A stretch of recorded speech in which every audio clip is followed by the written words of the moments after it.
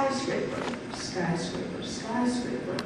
You envision something like a skyscraper, not something like, say, a dragonfly. But when I say dragonfly, you envision a dragonfly, not an atomic explosion. But when I say atomic explosion, you probably depict a sort of mushroom cloud, if you will. Even though clearly there is not a skyscraper or a dragonfly or an atomic explosion anywhere in this room. But you see it in your mind's eye.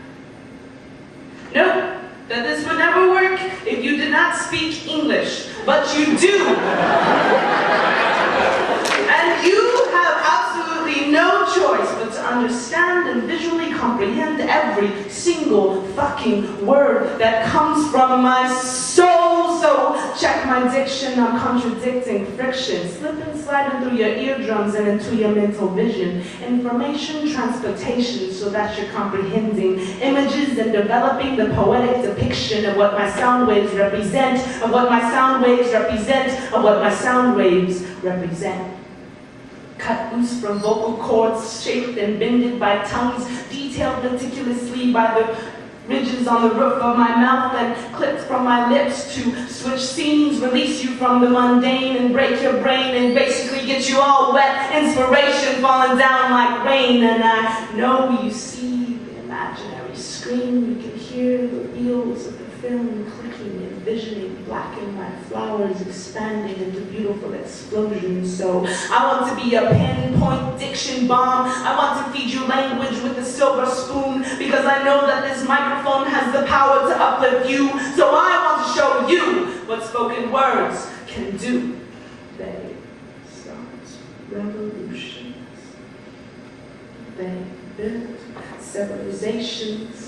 And let us all thank God right now that Martin Luther was not mute. Let us all thank God right now that I have the ability to speak to all of you, so we can let our language reverberate and stagger its way into the future, just like the dust of my footsteps is my grandmother's echo. So let the poet's vibration be your inspiration. Phrases resonating out sprouts mental imagery, the colors of the mind, the reality of our dreams. Complex images merging and diverging with symmetry, blending beautifully, so that poetry eliminate the blur between what I want you to see and what you do see. Swirling smoke from the depths of our inexhaustible imaginations, intensity condensing and releasing, believing and seeing, healing and bleeding into the atmosphere. So I want to show you what spoken words can do. Now, class, please participate in the demonstration.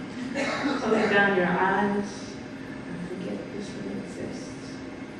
Try to envision this. Picture him standing there on the edge of a red cliff. He's got braids in his hair, and the sun's creeping up the horizon, and the sky screams out his name, and the wind blows on his back. He bends his knees and prepares to jump, adrenaline coursing through his veins, and his heart begins to pump. And he takes one last breath while his toes hang off the corner, spreads his arms like wings, and finally jumps over, piercing the empty space. Freedom from gravity, the air blows through his clothes, and bliss races past his face, letting life go in the most graceful way he can.